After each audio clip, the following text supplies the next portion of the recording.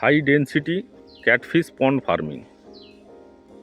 দেখুন, এই 40 থেকে 45 ডেসিমিল পুকুরে প্রত্যেক বছর কয়েক হাজার টাকা রোজগার করা হয়। মার্চ মাসের আজ হলো 6 তারিখ। এই 6 তারিখে আমি ভিডিওটা শ্যুট করছি। এই মার্চ, এপ্রিল, মে আমার প্রত্যেক মাসে একবার করে জাল দেওয়া হয় পুকুরে।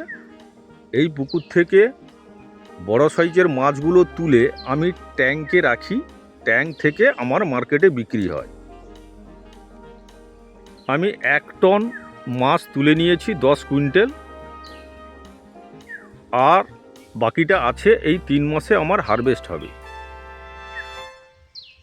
ক্যাটফিশ সহ কিছু সাদা মাছ আছে, রুহু, কাতলা, মৃগেল, কার্প জাতীয় কিছু মাছ আছে। এই পুকুরে 2 টন 20 কুইন্টাল মাছ প্রোডাকশান নেওয়া হয়। দেখুন, একটা 45 ডেসিমিল পুকুরে 2 টন মাছ প্রোডাকশান নেওয়া হয়তো ভাববেন গল্প করছি, কিন্তু সত্যিকারের এই পুকুর থেকে আমি আগস্ট থেকে হারভেস্ট শুরু করি। মাছ বড় হতে থাকে, আমি নেট করে জাল করে তুলে নিই এবং মার্কেটে বিক্রি করি। আমার প্রত্যেক সপ্তাহে 3 থেকে 4 দিন আমার মার্কেটে সাপ্লাই হয়। দেখুন, এই পুকুরে চতুর্দিকে নেট দিয়ে ঘিরে আছে। একটু দেখে রাখুন, কত সুন্দর নেট দিয়ে ঘেরা আছে। বৃষ্টির সময়ে যাতে মাছ বেরিয়ে না যায় তার জন্য পুরো পুকুরের চতুর্দিকে নেট দিয়ে ঘেরা আছে।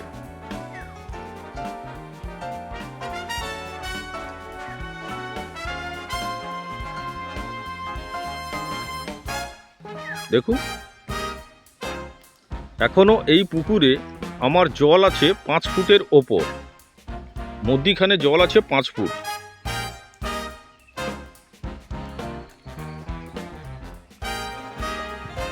March, April, May up to June বৃষ্টি হয়ে যখন পুকুর ভর্তি হয় তখনই আমি নেট দেওয়া বন্ধ করি, নাহলে কন্টিনিউ প্রত্যেক মাসে আমার একবার করে নেট হয়। বড় সাইজের মাছগুলো আমি ট্যাঙ্কিতে তুলে নিই, ওই ট্যাঙ্কি থেকে আমার মার্কেটে সাপ্লাই হয়। ট্যাঙ্কিগুলোতে আমার ব্রিডিং করে রেণু থেকে ধানিপোনা থেকে চারাপোনা উৎপাদন করি। চারাপোনা উৎপাদন করার পরে যখন 90 থেকে 100 দিনে মাছ আমি পুকুরে শিফট করি, পরিবর্তন করি। এইভাবে আমার ফার্মিং হয়। এই একটা 40 থেকে 45 ডেসিমিল পুকুর থেকে আপনারা প্রত্যেক বছর খরচ বাদ দিয়ে 2.5 থেকে 3 লক্ষ টাকা রোজগার করতে পারবেন। পুকুরের পরিচর্যাটা খুব সুন্দর করতে হবে, ভালো করে দেখে রাখুন। একটু খরচ করতে হবে। এটা 7 থেকে 8 ফুট একটা হাইটের নেট পাওয়া যায়, খুব মজবুত নেট। আমার একটা নেট আজকে 4 বছর রানিং। প্রত্যেক বছর তুলে আবার নেটটা উল্টো দিয়ে আবার ঘেরা হয়। যেখানে সমস্যা হয় ওখানে রিপিট করে দেওয়া হয়, সেলাই করে একটু মেরামত করে নেওয়া হয়। দেখুন, এই পুকুরে শিঙি আমি 5 কুইন্টাল প্রোডাকশান নিয়েছি, মাগুর 1 কুইন্টাল, আর বাকিটা কই।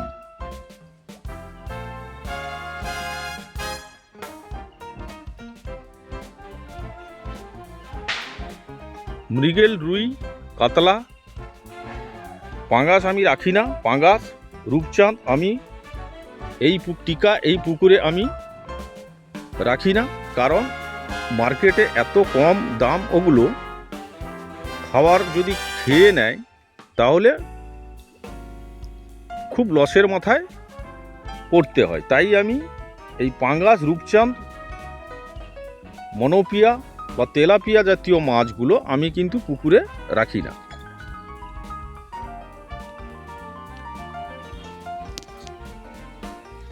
দেখুন, এইভাবে আমার পুকুরের চতুর্দিকে নেট দিয়ে ঘেরা আছে। আমি নেটটা কিভাবে আছে, নেটটা 6 ইঞ্চি মাটির নিচে দেওয়া আছে।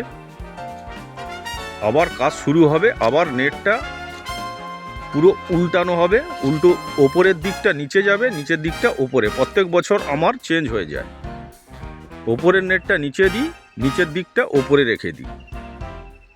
যেখানে ছেঁড়া ফাটা আছে ওগুলো আমি মেরামত করে নিই। এই দেখুন, এই পুকুরে আমার কালচার কিভাবে করি আমি একটু বলে দিচ্ছি। আমি যেভাবে কালচার করি ওতে কিন্তু ক্যাটফিশ জাতীয় যে ফাঙ্গাস, যে ডিজিজগুলো আছে, যে রোগগুলো হয়, ওগুলো কিন্তু আসে না। প্রত্যেক 15 দিন, 10 থেকে 15 দিনে একবার আমি চুন আর পটাশ করি একসাথে। একদিন কি 2 দিন পরে লবণ করি। এই 40 থেকে 45 ডেসিমিল পুকুরে আমার চুন 20 থেকে 25 কি 30 কিলো চুন ব্যবহার করি। পটাশ 400 থেকে 500 গ্রাম একটা ডোজে। এবার লবণ 25 থেকে 30 কিলো আমি ডিসমিলে 500 গ্রাম লবণ, আর চুন 1 ডিসমিলে আমি 200 থেকে 250 গ্রাম ব্যবহার করি।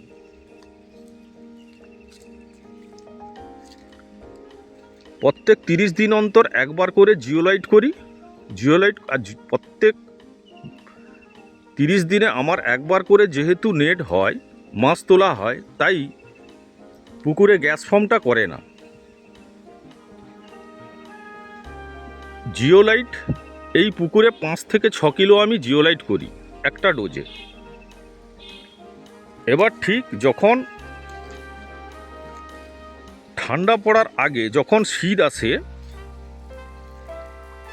সেপ্টেম্বর, অক্টোবর, নভেম্বর, ঠিক কালচারটা আপনাদের চেঞ্জ করে দিতে হবে। যেহেতু ক্যাটফিশ ঠিক যখন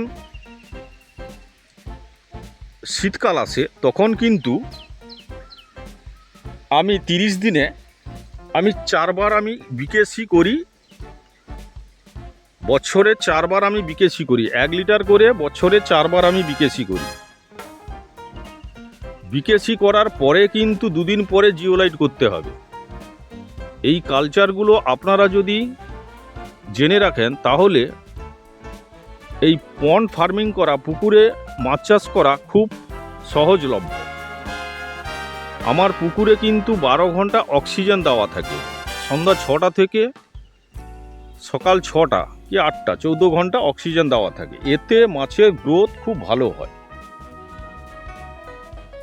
120 থেকে 150 দিনের মধ্যে আমার, বিশেষ করে ভিয়েতনাম কই, 100+ হয়ে যায়। 100 গ্রাম, 150 গ্রাম, 200 গ্রাম এই বডি হয়ে যায়।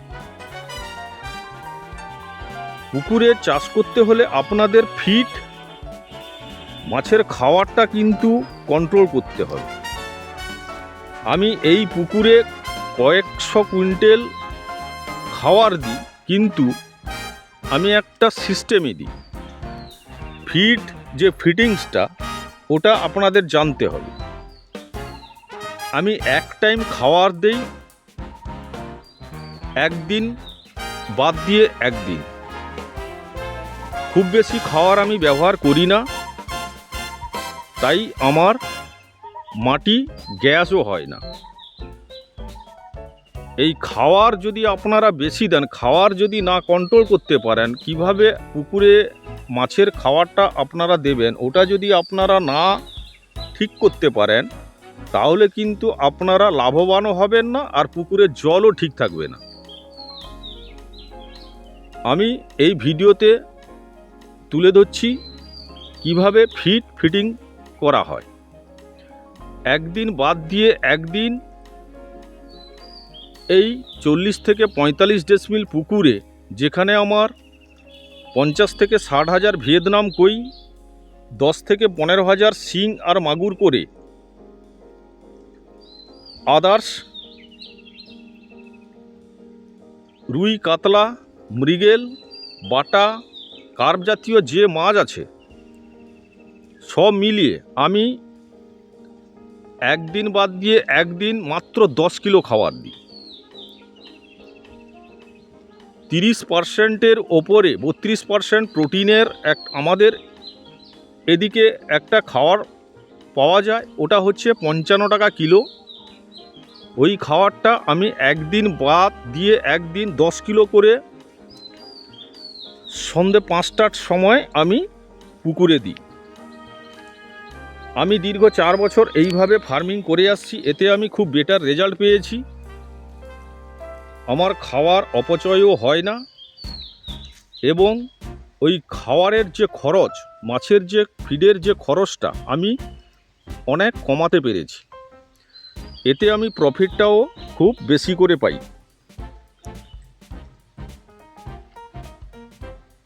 জল কালচারটা আপনাদের বললাম যে প্রত্যেক 10 থেকে 15 দিন অন্তর চুন আর পটাশ একসঙ্গে মিশিয়ে ব্যবহার করবেন, ঠিক সকাল 10টার মধ্যে। তার 2 দিন পরে লবণ ব্যবহার করবেন। অপকারী ব্যাকটেরিয়া এবং ফাঙ্গাস জাতীয় রোগ থেকে ক্যাটফিশের ওই লবণটা কিন্তু খুব উপকার। আরও যদি আয়োডিনযুক্ত লবণ পান তাহলে খুব ভালো হয়। আয়োডিনটা ক্যাটফিশ জাতীয় মাছের ক্ষেত্রে খুব উপকৃত। এই পুকুরে, এই 40 থেকে 45 ডেসিমিল পুকুরে আমি 20 থেকে 25 কিলো একবার একটা ডোজে আমি লবণ করি।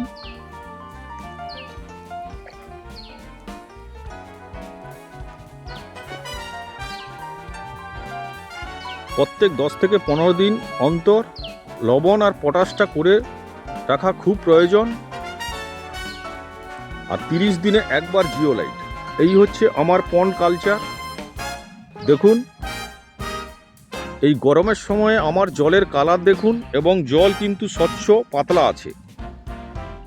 জিওলাইটটা করার দরুন প্রত্যেক মাসে একবার করে জিওলাইট করলে আপনাদের জল কম হলেও কিন্তু জলটা ঠিক পরিষ্কার থাকবে এবং পরিশ্রুত থাকবে।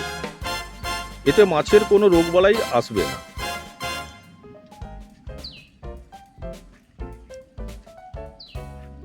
এইভাবে যদি আপনারা নেট ঘিরে ক্যাটফিশ চাষ করেন তাহলে নিরাপত্তা খুব, কোনো একটাও মাছ বাইরে বেরোতে পারবে না এবং আপনারা প্রত্যেক বছর একটা ভালো মুনাফা করতে পারবেন। প্রত্যেকেরই পুকুর আছে। পুকুরে যদি এইভাবে আপনারা ফার্মিং করেন তাহলেও কিন্তু আপনাদের ওই পুকুর থেকে, যতটুকু পুকুর আছে ওই পুকুর থেকে প্রত্যেক বছর একটা ভালো অঙ্কের টাকা রোজগার করতে পারবেন।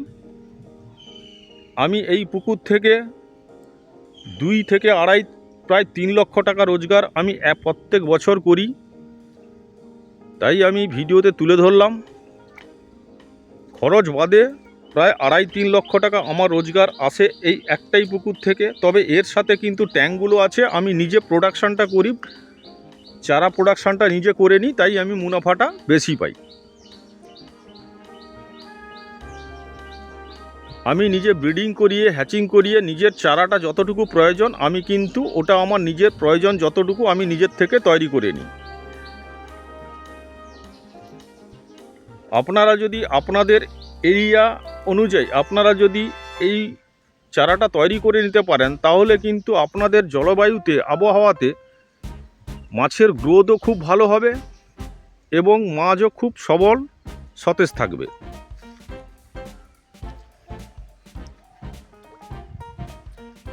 এইভাবে যদি আপনারা একটা পন্ড ফার্মিং করেন,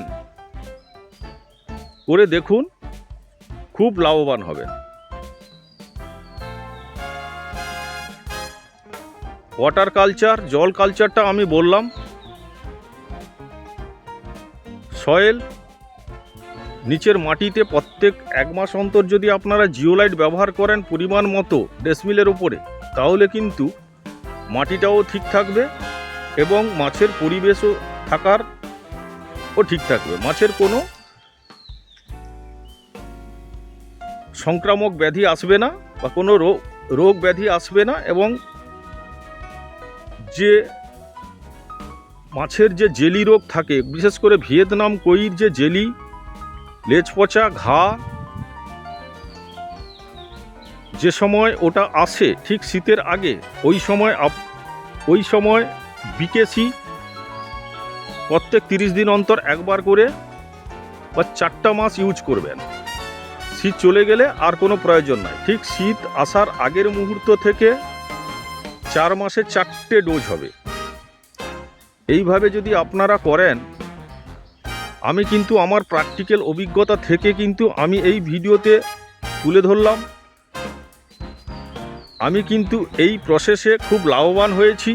আমার কিন্তু এত শীতেও কোনো রোগ ব্যাধি আসে না, জেলি রোগ, লেজ পচা, ঘা কোনো কিছু আসে না। আমি সময়ে মতন করে ঠিকঠাক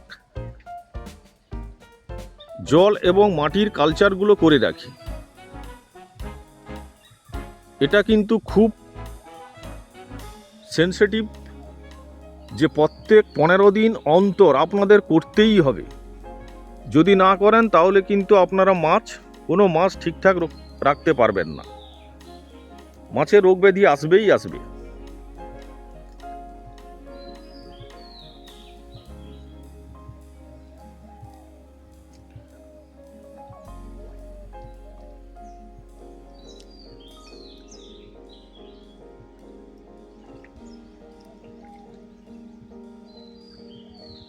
এই আমার অক্সিজেন।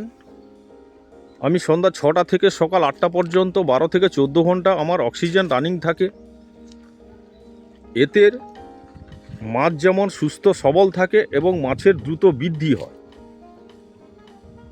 মাছের একটাই অক্সিজেন যদি ঠিক থাকে তাহলে কিন্তু মাছের 50% রোগবালাই কম হয়।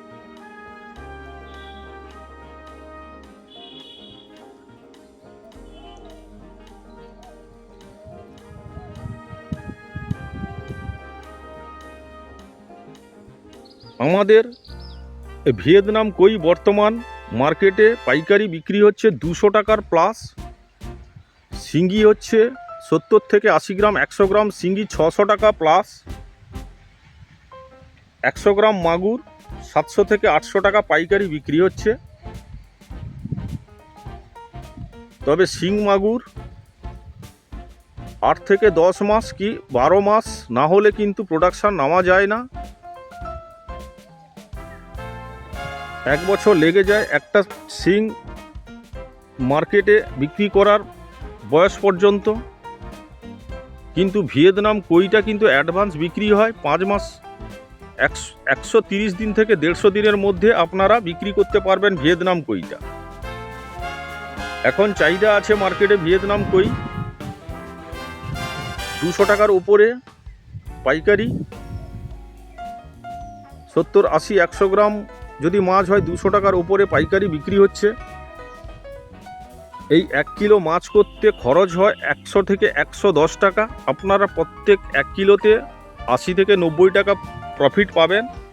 এবার হিসেব করুন, 1 কুইন্টাল মাছ যদি 10 থেকে 12 হাজার টাকা টোটাল খরচ হয় সব কিছু মিলিয়ে, তাহলে 1 কিলো মাছে যদি আপনারা 180, 90 কি 100 টাকার উপরেও যদি প্রফিট পান, তাহলে 1 কুইন্টাল মাছে, আমি হিসেবটা বলে দিচ্ছি, 1 কুইন্টাল মাছে যত কম করে হোক 10,000 টাকা আপনাদের প্রফিট থাকবে। 1 টন মাছে 1 লাখ। শিঙ্গি মাগুর যদি 1 টন হয় তাহলে ওখান থেকে ডবল প্রফিট।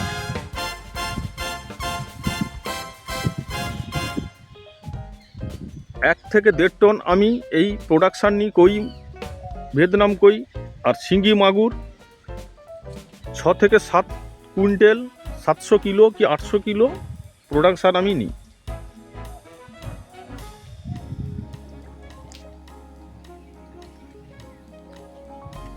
এই আমার অক্সিজেন প্লাস্টিক বক্সে সেটিংস করা আছে। এটা সন্ধ্যা 6টা থেকে সকাল 8টা আমার অক্সিজেন রানিং থাকে।